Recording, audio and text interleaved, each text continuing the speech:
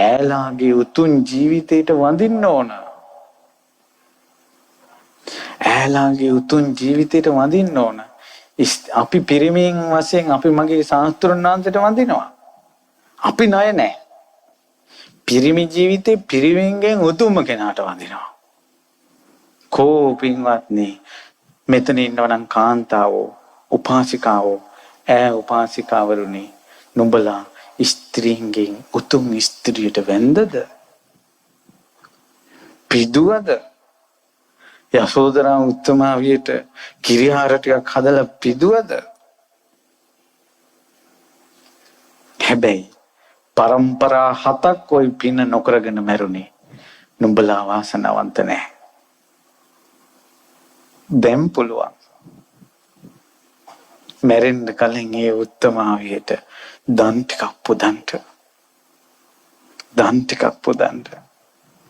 ඊට පස්සේ කියනවා මගේ දරුවෝම ඔබ වහන්සේ දන් දීලා දන් දෙනකොට ගැට ගහලා දෙන්නේ.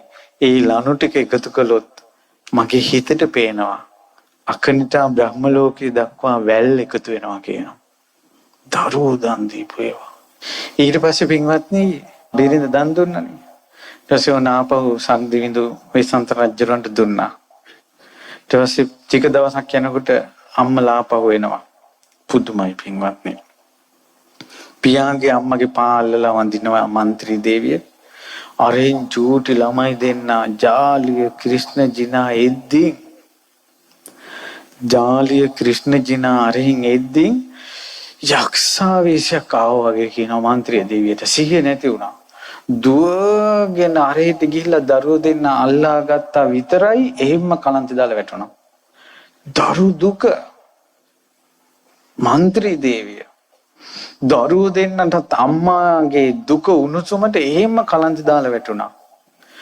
කලන්ත දාලා වැටිච්ච මන්ත්‍රී දේවියගේ සිහිසුන් නැති මන්ත්‍රී දේවියගේ දෙතනෙන් කිරි විදිනවා.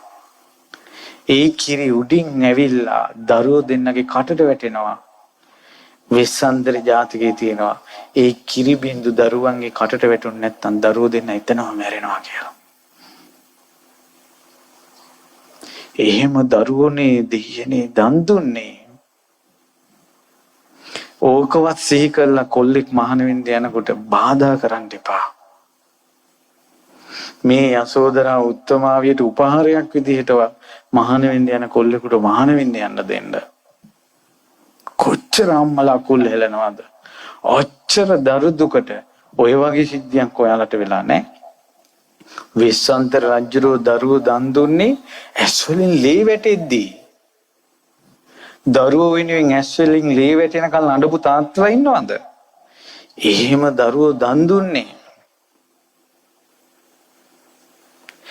ඊට පස්සේ වෙස්සන්තර රජුරෝ සිහිය නැතුව වැටෙනවා. රජවරු සිහිය නැතුව වැටෙනවා. 60000ක් සේනාව සිහිය නැතුව වැටෙනවා. එක්කෙනෙක් ඉඳලා නැහැ. වතුර ටිකක් එහිඳ සිහිය තියෙන ඔක්කොම වැටුණා. ඊළඟ ජීවිතේ රහත් වෙන ඔක්කොම මේ වැටිලා ඉන්නේ.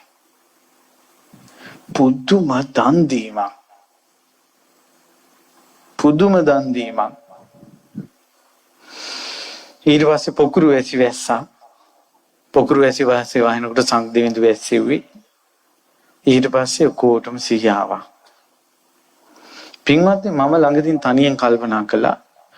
ඇලියතා දන් දුන්නේ වෙස්සන්තර රජුරෝ. සතක කියලා දානයක් දුන්නේ වෙස්සන්තර රජුරෝ. උපන්දා ඉඳලා දන් දුන්නේ වෙස්සන්තර රජුරෝ. මන්ත්‍රී දෙවිය නෙවෙයි. කරත්තේ දන් දුන්නේ වෙස්සන්තර රජුරෝ. දරුවෝ දෙන්න දන් දුන්නේ වෙස්සන්තර රජුරෝද මන්ත්‍රී දෙවියද? කවුද දන් දුන්නේ? වෙස්සන්තර රජුරෝ. එතකොට මන්ත්‍රී දෙවිය කිව්වද මාව දන් දෙන්න කියලා? බිරිඳ දන් දුන්නේ වෙස්සන්තර රජුරෝ. ඒතර මේ පින් ඔක්කොම කළේ වෙස්සන්තර රජුරෝ. වෙස්සන්තර රජුරෝ කය බිඳලා මරණින් මත්තේ තුසිතේ ඉපදුනා. මන්ත්‍රී දෙවිය තුසිතේ ඉපදුනා. එහෙනම් කොහොමද ඉපදුනේ? දෙන දානේ අනුමෝදන් වුණා.